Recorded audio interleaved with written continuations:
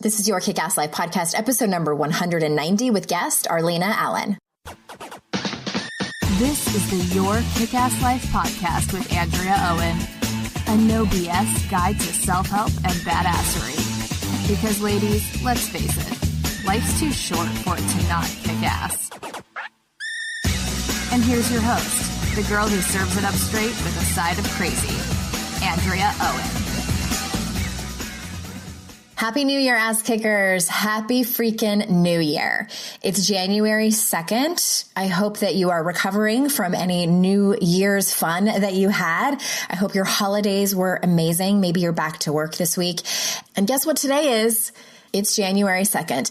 Obviously, I know that most of you don't listen to this podcast episode the day it comes out, but the day that it's dropping, January 2nd, is my book's birthday. Wow. It's been a long time coming, right? It's been a labor of love, and I am really trying to lean into the joy and pride I have about this book. How to Stop Feeling Like Shit is officially in bookstores today, I should say. It's been available for pre-order for a long time. I know some of you have gotten your copy already who ordered it online.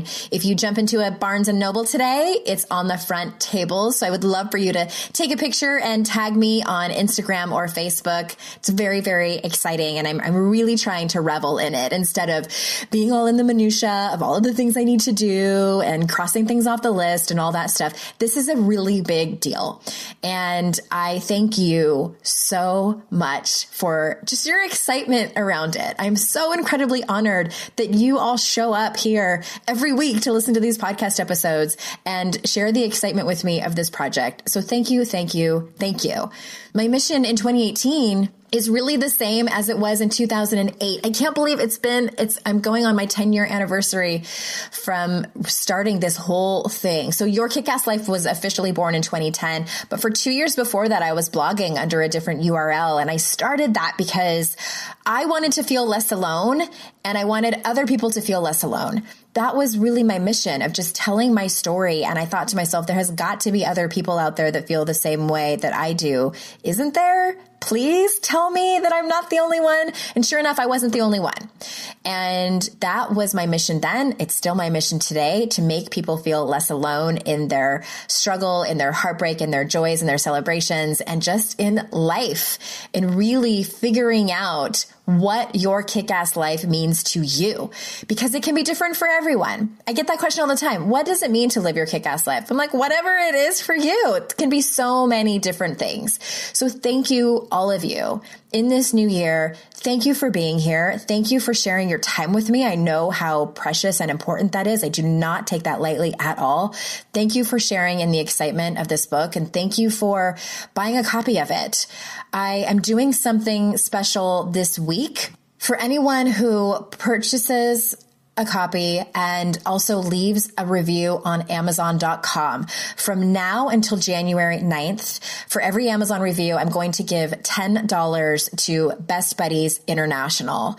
Best Buddies International is an organization that is close to my heart. I volunteered with them. They were my first charity that I ever volunteered for in my 20s. They're an organization dedicated to helping people with intellectual and developmental disabilities. They're helping end the stigma, and they do things like help them find employment and create one-on-one friendships with them and help them with life skills. It's interesting that it was such an important thing for me back then. And then I end up with a child on the autism spectrum. So then and now, this is an important organization to me. There are so many out there that are important to me. It's not the only one. But for this particular project, I am choosing Best Buddies to donate money to. So again, from now, January 2nd, 2018 until January 9th, this whole week, for every Amazon review that people leave me, I will give $10 to Best Buddies International. There'll be a link in the show notes on how to do that. If you've never left an Amazon review, if it's a little bit confusing, we will leave instructions down there for you.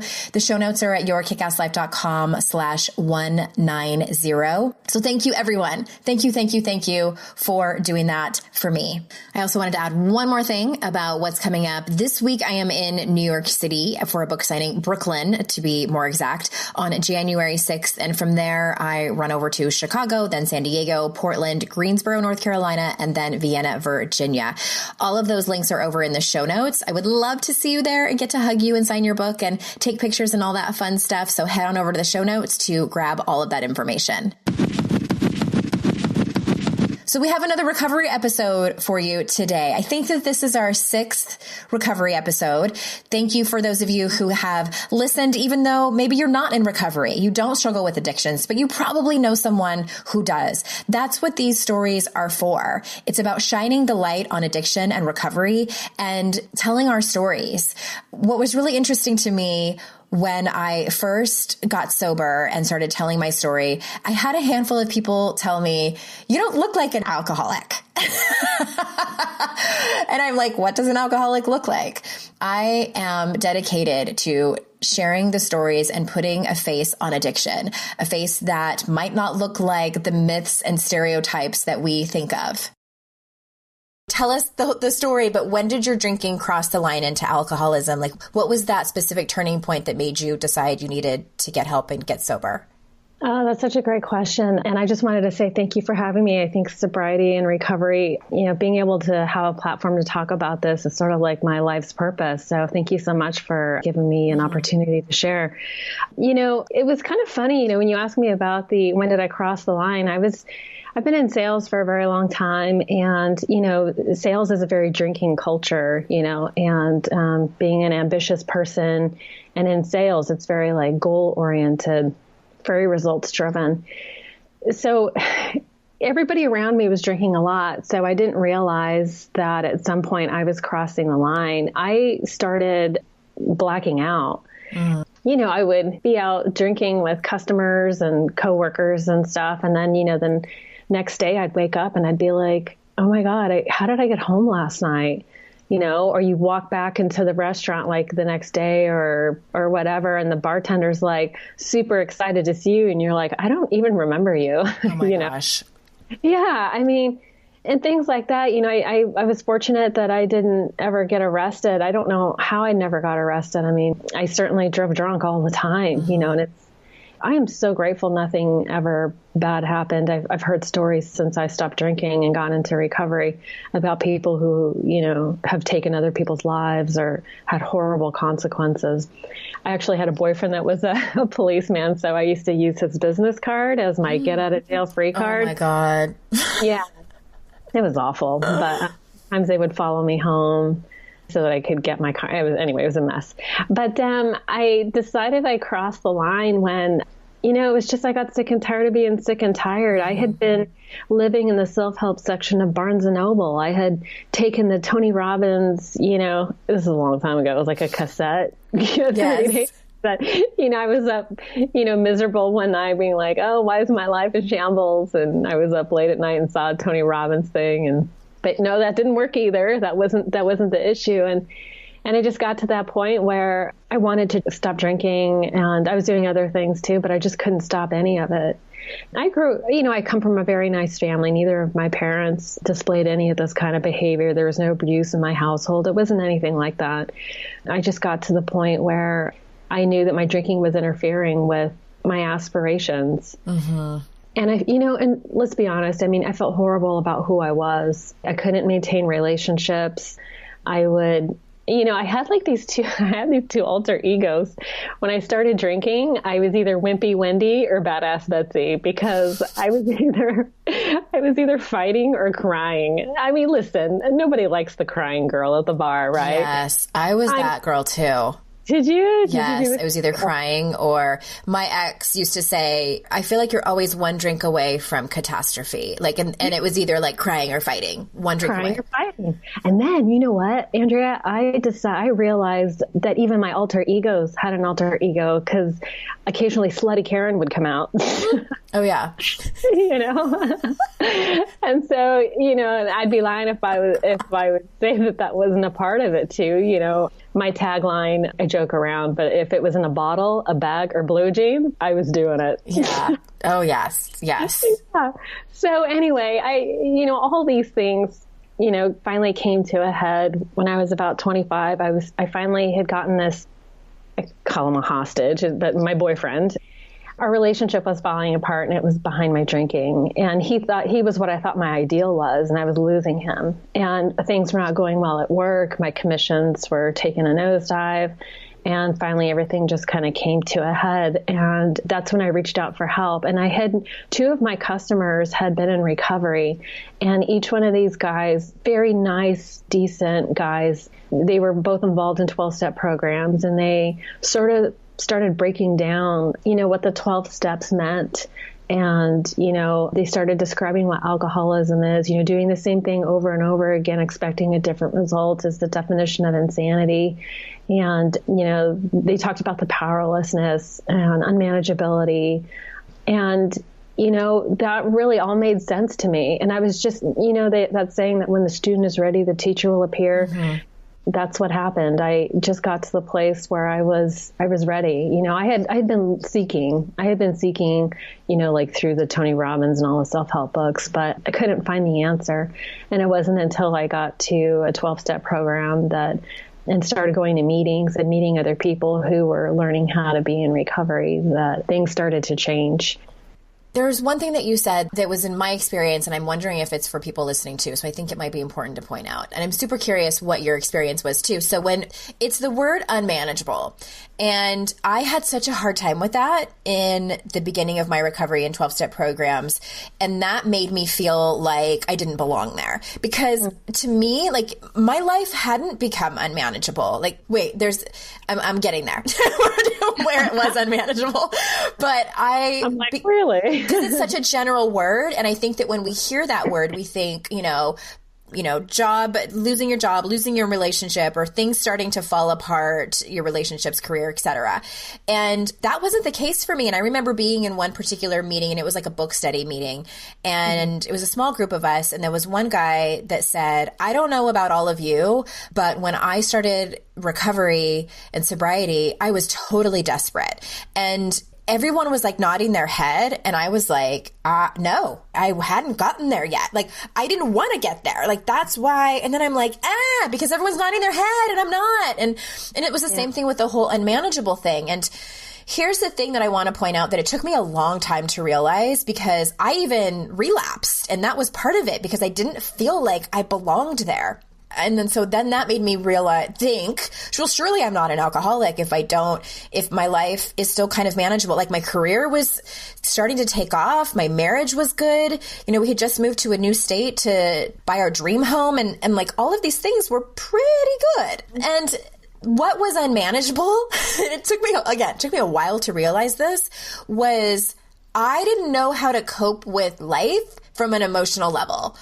And that's, for me, what was unmanageable. I had stuffed my emotions for decades. It wasn't even years. Like, at that point, I was 36, I think, when I got sober. And I never learned how to deal with my emotions. I had learned, for me, it started with codependence in my teen years, and then it was love addiction. And then when I healed from those things, then it was drinking for me. And so I just wanted to point that out for anyone listening who's like, but I have a great job, but my marriage is pretty good. How are you coping with, like, when life gets really hard, do you run to the bottle? Because that's not managing your life very well. And it took me a long time to realize that. No, I think that's really interesting that you mentioned that. I mean, I know very early on, I heard that when you go to meetings, it's important to listen for the similarities, not the differences. And I really, coping, what you said about, coping with your emotions, I really resonate with that, because drinking and, I used to smoke a lot of, weed and stuff. And that was my coping mechanism. Mm-hmm. I did not learn. I had big feelings when I was growing up. My mom did not know how to deal with me. Right. And so I would stuff all my feelings. But, the funny thing about feelings is that they get stronger over time. It's like, you can't ignore them forever. That saying that time heals all wounds, it's a lie. That's the pain total bullshit. Yeah.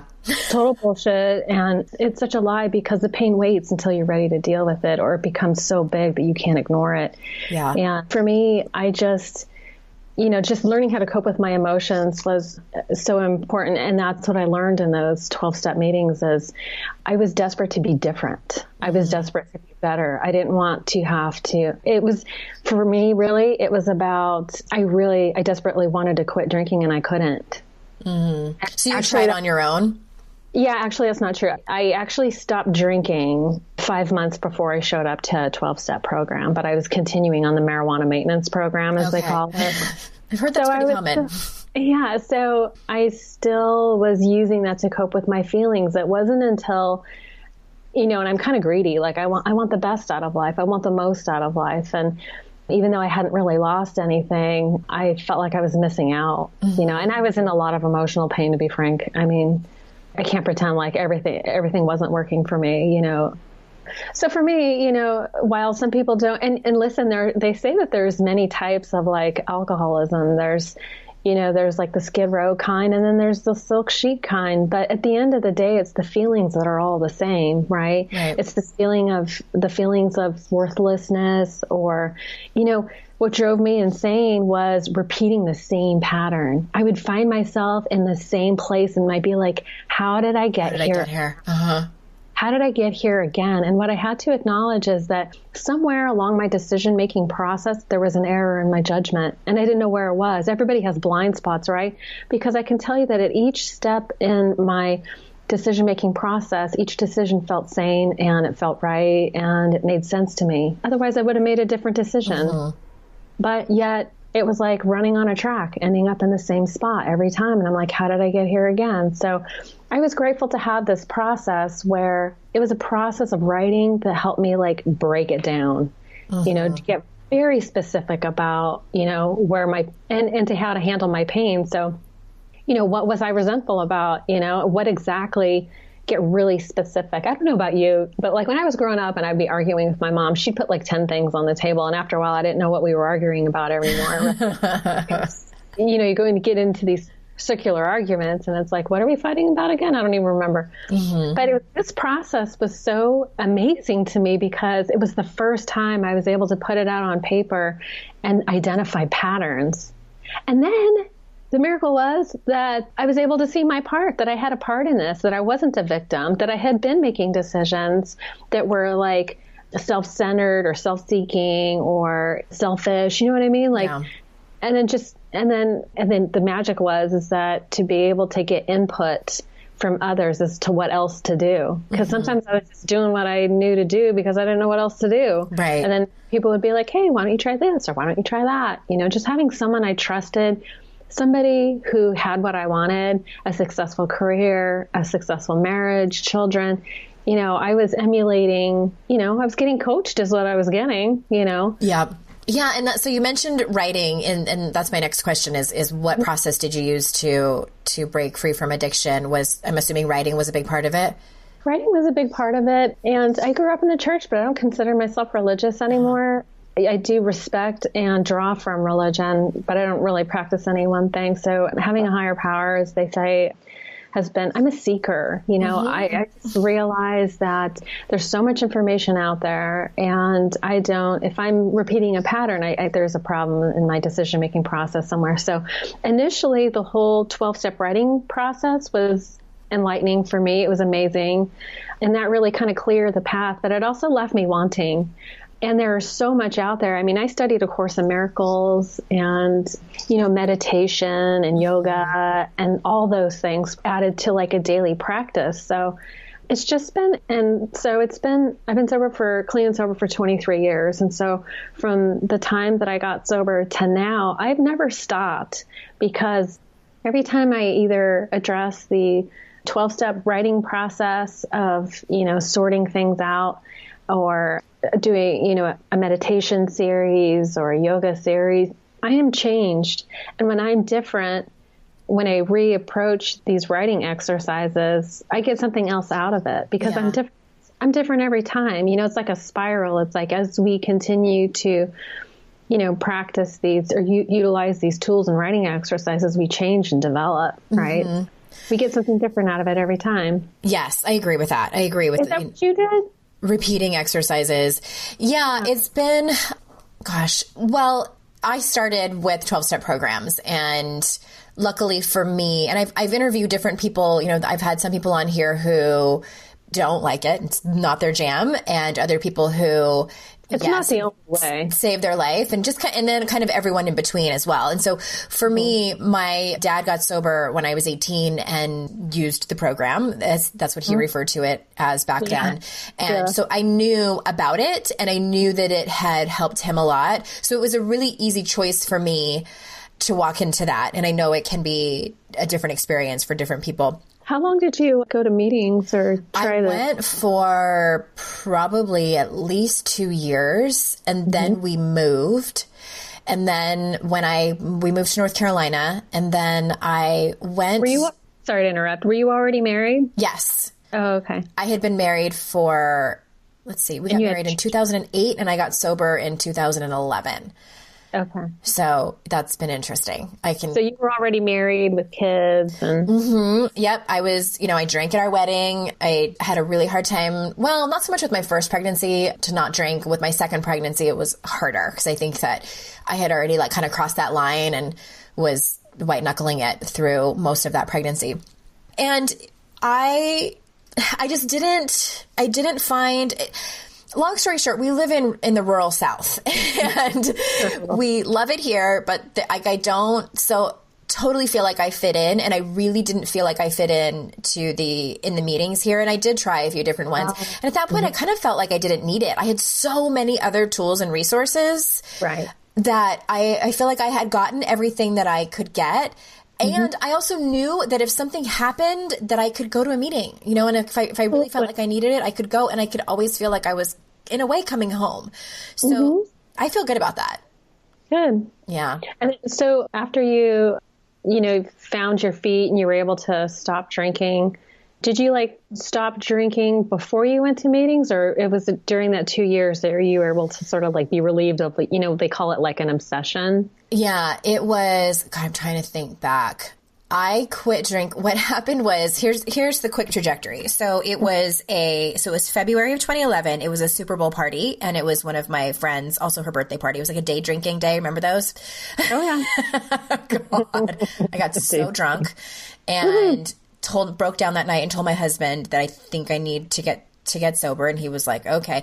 And my sobriety story is nobody really knew. My mom said that there was one Christmas, it must have been the Christmas, right, a couple months before that, where she kind of noticed, and I was the only one drinking, and noticed that I was kind of drinking a lot. My husband said, he's like, yeah, there were some nights where I heard you pouring another glass of wine, and I thought, hasn't she already had enough? But nobody was it wasn't a mess. And so that was February. And then, let's see, about a month or so later, I called my friend Courtney, who's been on this podcast, and I told her, I said, I think I need to get sober. And she had, I don't know, many years of really strong recovery.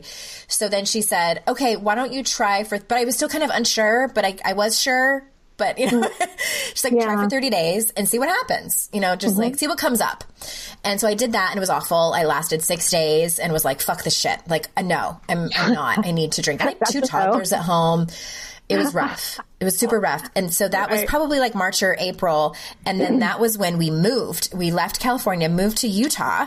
And then we moved to Utah. And at that time, we first moved in with my mom and my stepdad because we were trying to, find out where we wanted to live. And I poured a glass of wine in a coffee mug at 3 o'clock in the afternoon because obviously I didn't want to do it in front of my mom. And then I was like, oh, shit. This is not good. And so I got sober. And pretty much to answer your question, I started going to meetings. And I think my very first meeting was my day one. And then I had 5 months of sobriety, had 1 relapse that included NyQuil and vanilla extract because I wasn't sure if I was an alcoholic. Turns out I am. And then that was it. Then that was September 26th, 2011 that I had that 1 relapse. And then, 6 years later.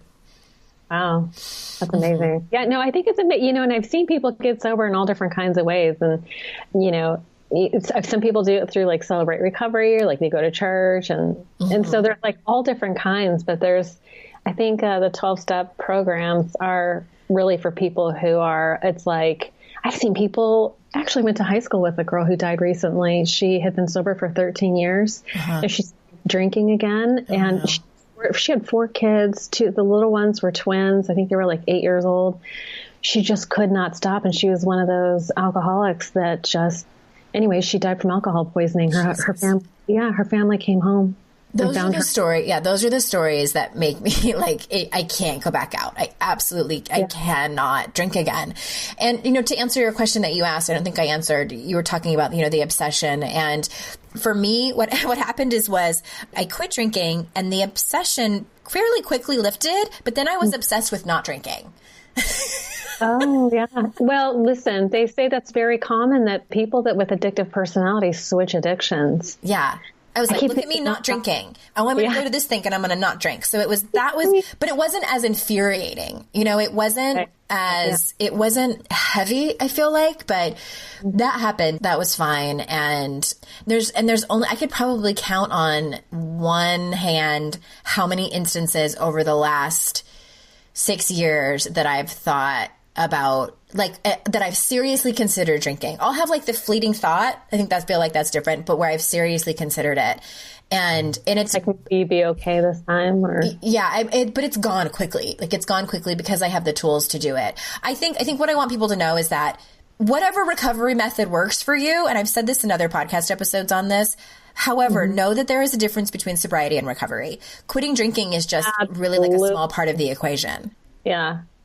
Gosh, I'm so glad you said that, because that is huge. I mean, just because you're not drinking doesn't mean that you're recovered, right? Mm-hmm. So recovery is really about, and for me, it's about recovering our whole selves, right? It's not just about, focusing on the good parts of ourselves and making those better. It's really acknowledging that, we're just human beings and we have shortcomings, and that we can accept even our human frailties and our character defects. One thing I really did want to share, and I'm actually writing about this in a book. It's called You Spot It, You Got It. The basic premise of this, and this is the way to identify your blind spots and really grow in recovery, is that, there's this saying, Dan Millman wrote this book, The Way of the Peaceful Warrior, a long time ago, and he wrote the rules for being human. And one is that you can't love or hate something about somebody else unless it's something you love or hate about yourself. And that can go both in the positive and in the negative, right?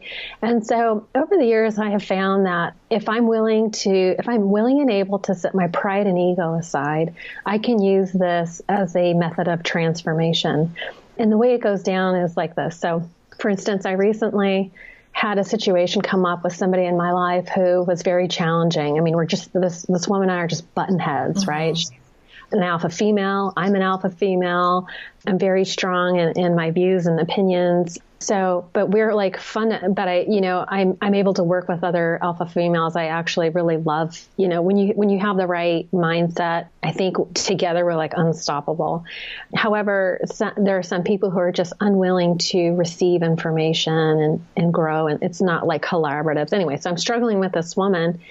And I'm just so frustrated with her. And she's starting to take up space in my head. Mm-hmm. It's I find that I'm obsessing about her, running scenarios and conversations in my mind. And if she says this, I'm going to say this. And listen, I've been sober long enough and practicing this process long enough that I don't let that go on for very long. Once I realize that it's eating me and taking up space in my head, I go, okay, let's see. She's obviously reflecting something back to me that I don't like about myself. So I'll just go ahead and assign labels to her. I go, okay, well, she's controlling. She's not taking in information. She's being very selfish. She's, in denial. And, I'll just assign a bunch of labels. And then I look at that list and I go, where am I practicing those behaviors? And it's, and that's why I say it requires an ability to lay your pride and ego aside, because at the end of the day, Andrea, I want to be better. Mm-hmm. I really do. I really am striving to be my best self. And if I can humble myself to look at this list and go, okay, where am I being selfish? Well, with this woman, I'm trying to assert my agenda just as strongly as she's trying to assert her agenda. And what's behind all her controlling? Well, she's probably in a lot of fear. I'm coming with some good ideas. I'm threatening her credibility. I'm threatening her financial security. I'm threatening her, standing in the company. I'm friends with the CEO. Maybe she feels threatened, and then my heart starts to soften. I can be like, okay, well, I get to this place of empathy. And when I'm at a place of empathy and I can see that, all her, the character defects or whatever you want, human frailties, she's being human, right? Mm-hmm. And I understand where she's coming from. My heart can soften towards her. And as I can be, practice patience, love, and tolerance with her, then I can practice patience, love, and tolerance with myself. Because I have a mentor in my life, she will occasionally ask me, it's like she's throwing down the gauntlet. She's like, can you love your unlovable parts? And sometimes the answer is no, but the goal is to always try to say yes. Right? So as I see these things like the controlling and being in denial, and listen, I got to tell you, it's very difficult to know when you're in denial. I mean, isn't that the essence of denial is that you can't see it? Yeah. And I would imagine she wants to be the best person she can be, right? I want to be the best person I can be. I'm really trying. And as someone who is trying, I know it's still hard, and she doesn't have any tools. She doesn't have, the one thing about struggling with addiction is that either you confront and face all your stuff, fear, right? Face everything and recover, or fuck everything and run. Like, what are you going to do? What are you going to do?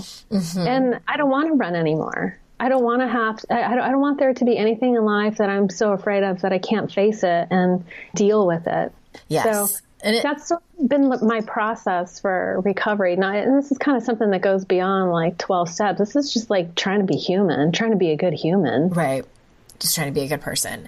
Yeah. Yes to everything you said. And I think that also in my experience, whether you're talking about recovering from an addiction or whether you're talking about just trying to do life better and be a better person in any realm of personal development, what you just described is exercise. And that is strengthening a muscle that we at one point in our life did not have. And it starts with self-awareness. And it's like you were saying, like shining the light on the parts of ourselves that we deem as unlovable, that we wish that we were better at, and even I think for some people have shame around. I mean, I know in the beginning of my personal development journey, this is even before I got sober, I was learning so much about how I used to behave a lot around, especially around love addiction. I was not well.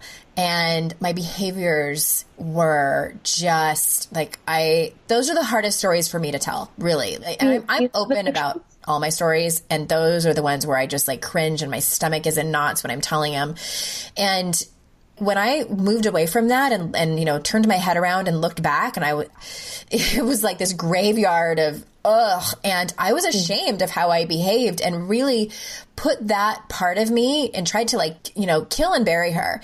And I realized, and I'm like, that's not really that healthy. I needed to forgive myself. I needed to love that part of me that was in so much pain and confusion and hurt and expectations that weren't being met from other people, and especially of myself.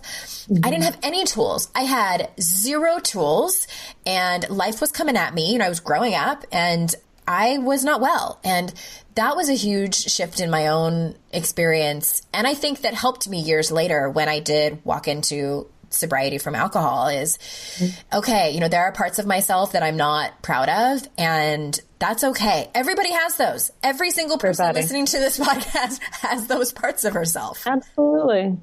It can be a hard pill to swallow. And I urge everyone out there to, and also I think this is sort of tricky, Arlina. Like, what about you? I think that sometimes, especially in the fourth step, what you were talking about before, and for those people that don't know, it's you make a list of resentments, and then throughout this process, you realize what your part is in it. And so, and you mentioned that before. I feel like some people might look at that and put all of the blame on themselves.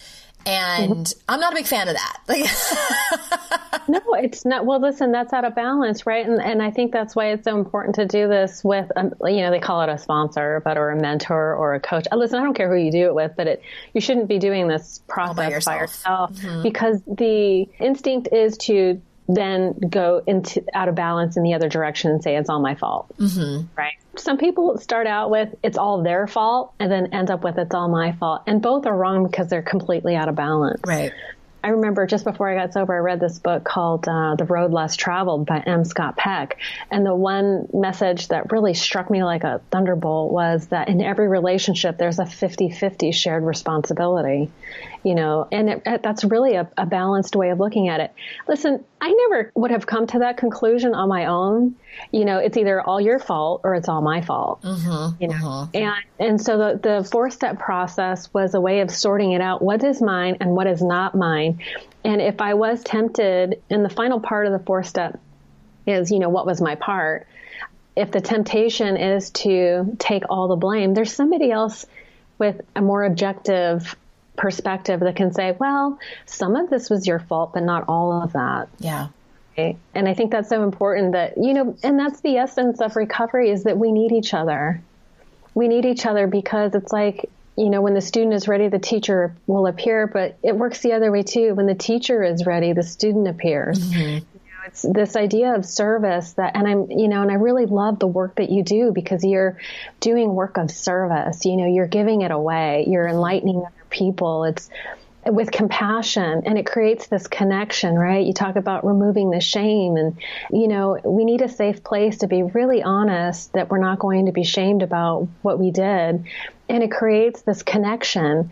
There's a great TED Talk. It says everything that you know about addiction is wrong. And the essence of his message is that, people that are in addiction, they isolate and they withdraw, and we start telling ourselves these horrible things about ourselves that aren't necessarily true.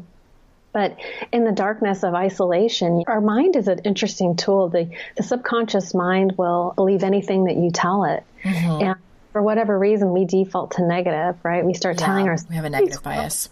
A negative bias, exactly. And, it's so important to connect with somebody else who will say, hey, you know what? That's not the truth. I see other things about you that are amazing and wonderful. Let's focus on that too. So it's a balanced perspective. It is. And I just want to underscore for everybody listening what you were saying about community. And I think that's such a great part of 12-step programs, is that there's a community. It's free, and you can walk the path of recovery with people who have walked that path before you, and you can get the support that you might need. But which brings me to my next question, and I'm really curious what your thoughts are about this. And we've sort of danced around this topic of shame, and I'm a firm believer that many of us drink because we have shame. It's sort of like the root cause of it. And there's, other ancillary things too, but it's rooted in shame. And then we get sober, and because of, and this is something I've really struggled with too, because I'm going to say it, Alcoholics Anonymous, and I understand why there needs to remain anonymous. So I don't go on Facebook and say like, hey, I was at a meeting and my boss was there. It's so awesome. Like tag that person like that. No. Don't, because we still unfortunately live in a culture where there is shame and stigma around it. But here's what I really struggled with is like, okay, we drink because we have shame, and then we get sober and find this community that we are kind of like banished to the basements of churches, and there's still shame. Like I believe, when was it created? 1935? Was that? Yeah, early 30s. Yeah. It was a long time ago. And I think that it has changed. Our world and our culture has changed so much. And I think that it needs to be reformed, but it probably never will be, because the founders are no longer with us, and the whole, like, no one speaks for AA. So I'm curious what your thoughts are about that. And I know there was a very popular documentary that came out called The Anonymous People, which personally I loved and said many of the things that I wanted to say. So what is your take on everything I just said?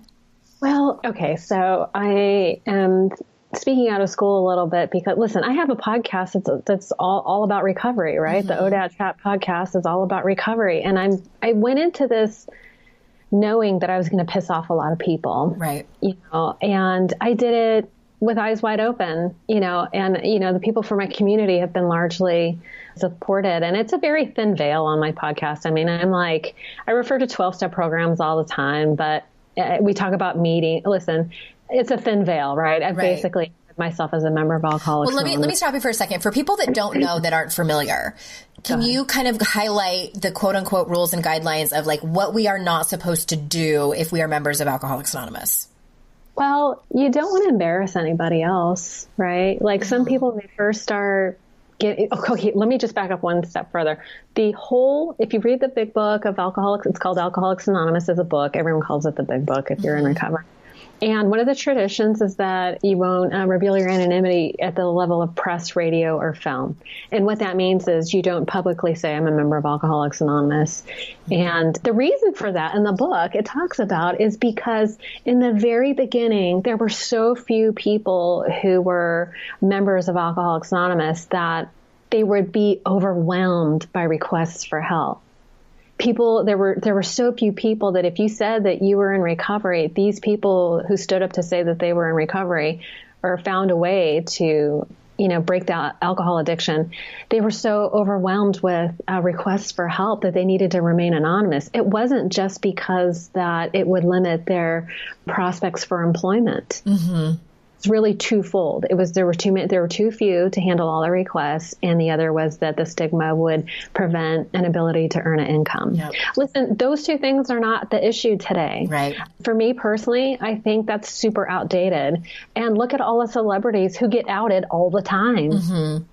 And so I started my podcast because I felt like we should be telling our own stories of recovery. Like you said, there's many different kinds of people who struggle with alcoholism. It's not just like the Skid Row drunk, right. There's the high bottom drunk, and there's every shade of gray in between, so there needs to be many different avenues for people to be able to recover at whatever level that you feel comfortable with. AA is not the only way, it's a great way. And I still go to meetings and I sponsor women, and it's just been a place for me and I feel very comfortable there.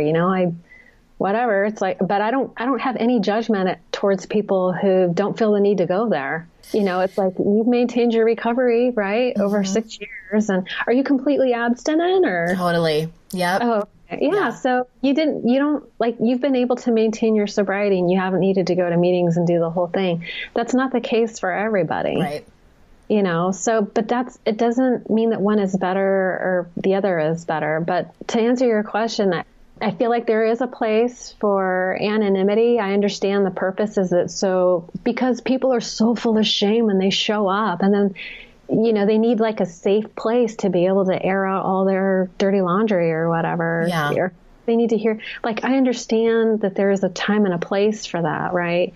But I'm not anonymous about my recovery. And over the years, I've had people reach out to me and say, hey, I know that, when I have an anniversary, people give me sobriety chips. They're it looks like a little poker chip, but it'll have the circle and the triangle, which means the circle means constant and the triangle means change. And typically there's a Roman numeral in the inside. And anyway, when I get one for my, recovery anniversaries, I'll post a picture of it and be like, hey, I'm so grateful, blah, blah, blah, 23 years, whatever. And, so people that I work with, and I'm in sales, right? So every once in a while I'll see somebody from I go, I'm going to save a seat for you because you are way out of line. People come up to me and it's just it's a way for me to be of service and give back what was so freely given to me. But I'm very clear that, if I wasn't kind of public about it, that I wouldn't be able to be of service to others. And that's really what I want to do. So I agree with you. I think it's outdated and people out us all the time. I would rather just take control of the situation and be able to present it and position it the way I want to, which is without shame, know. And I know you do a lot of studies. I know you're a fan of Brene Brown, and when her stuff came out, I was super into it, and it just fit perfectly with the whole recovery. We feel bad about stuff that we do when we're drinking, but, when you're that loaded, when you're super drunk, you are not in your right mind, and we do some crazy things. Right. Well, and I think that, too, I have a lot of women that listen to this podcast that are mothers, and I think that the stigma against alcoholic mothers is a unique one.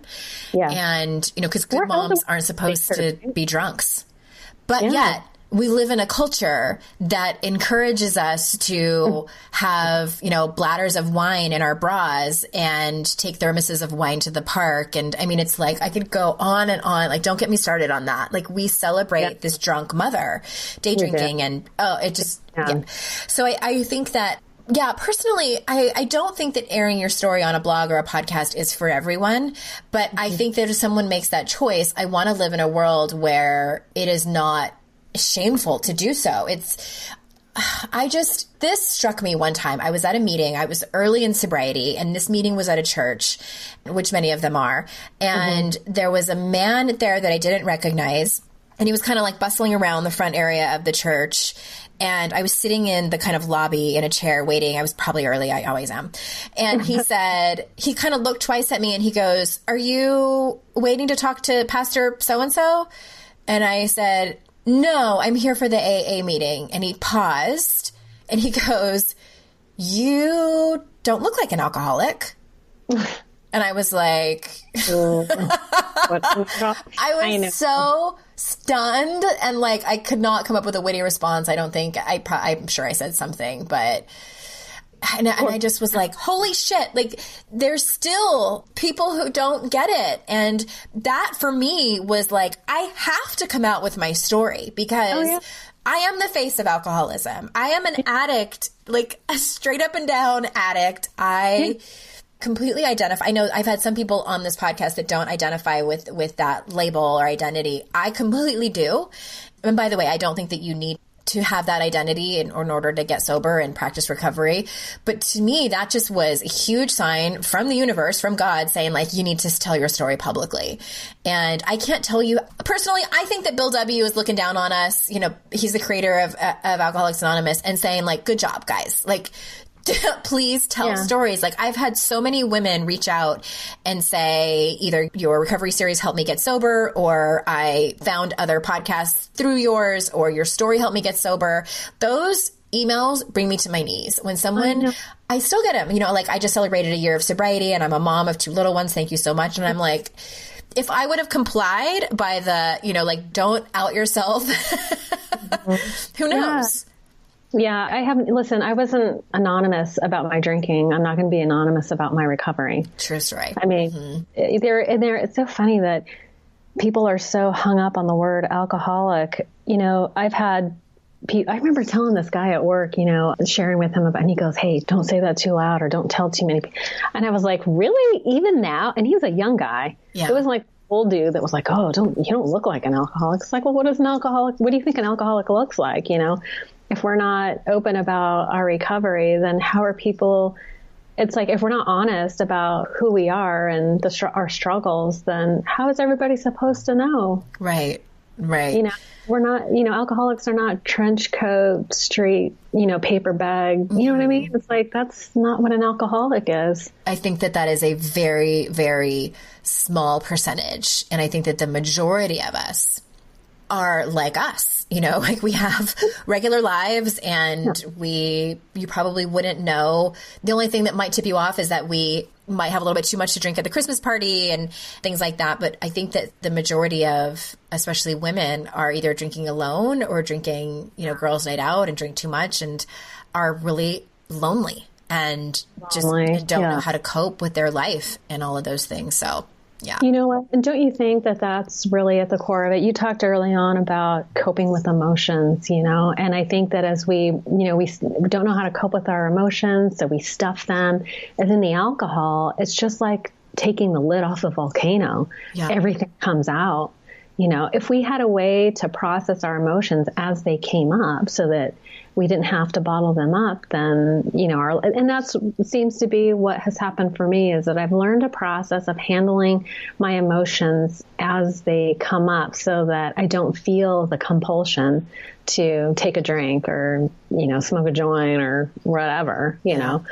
Don't you think that, you know, dealing with things as they come up is sort of the key, and having that connection? Yeah. And even before that, for me, it was a huge matter of self-trust, because I spent a lot of my 20s very, very angry, and I didn't know how to process that anger. I took it out in all the wrong ways. I stuffed it. It manifested as codependence and love addiction and intense fights with my ex. So what ended up happening is, I was afraid that and it wasn't even like, I wasn't even thinking about getting sober. I was just afraid that if I dealt with all of these emotions, admittedly, some of this I think was on a subconscious level, I thought that I might explode, like literally spontaneously combust into flames on the side of my face, like the movie Clue. And I get it. It was boiling inside of me. And it took much later to realize what that anger was, which is for another podcast. But I needed to learn how to trust myself, that I would be okay and there was like some somatic stuff too. I was so disconnected from my body, which has been a more recent practice of mine and recovery of mine, and trusting that my body knows what to do. And that's what emotions is, right? It's like if anyone's birthed a baby or even sneezed, this is your body like doing what it needs to do to maintain homeostasis, to heal, to do what it needs to do. Our bodies are so smart. And that's what emotions are. And I think that, that sounds really simplistic, but shrug. That's what is happening. Your emotions are our guideposts. They're clues, and we physically react to things. And I think the whole idea of trusting your gut. I think we like to people please and then dismiss our own emotions to make other people happy. And I'm just curious for you, since you've been sober, how have you been able to manage your emotions as they come up? Do you use things like exercise or meditation, or do you do writing, or how are you processing your emotions now? I write a lot, and interestingly, it's come out as poetry. I Really? would have never thought that I would ever be a poet, and Amazing. Not that I think it's really great. Right now, I don't show it to very many people. That's coming. But it's also been shining the light on behaviors that I was doing where I was trying to cover up my emotions. And that's what my second book is about all of these behaviors that so many women do that I still do as well. It's the perfectionism, like you were mentioning, the people pleasing, the self-sabotage, the overachieving, hiding out and isolating. It's all in an effort to stuff the emotions, run away from shame, and try to engineer our life to look and feel a certain way. And then it's like it works until it doesn't. And that's what my book is about what to do instead. So that's what it looks like for me. Oh, that's so great. Listen, I know it's coming out January 2nd. Mm-hmm. Really looking forward to it. Thank you so much. Congratulations on it. I feel like I could talk to you forever, but we're running out of time here. And I would love if you have any last words that you would like to say before we conclude. Well, I have lots of resources on my website. It's ODAATchat.com. I would love to, I'm also writing a book, and I would love to share what I've learned. And listen, I'm available for help. I mean, I've had people reach out to me asking questions. I don't charge anything. I'm just, it's part of my service is to try to help other people recover, so they can email me through the website and ask questions if they have, questions about recovery or anything like that. Awesome. And I just want to encourage people to continue on that journey of self-discovery.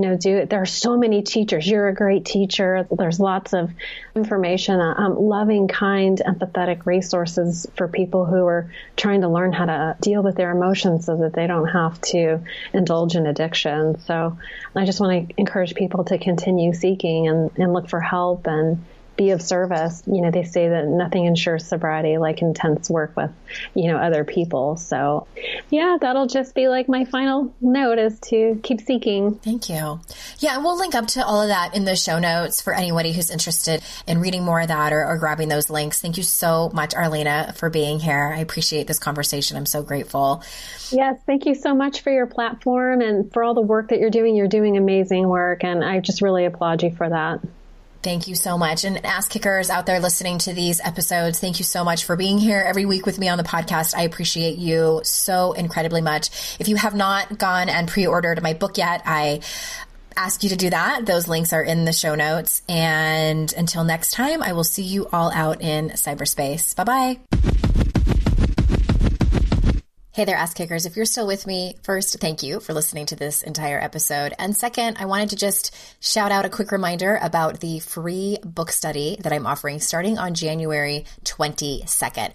All you need to do is grab a copy of my book, whether it's on audio or e-reader or an actual hard copy of the book, and join us. You can sign up at yourkickasslife.com/HTS. FLS. That's an acronym for How to Stop Feeling Like Shit.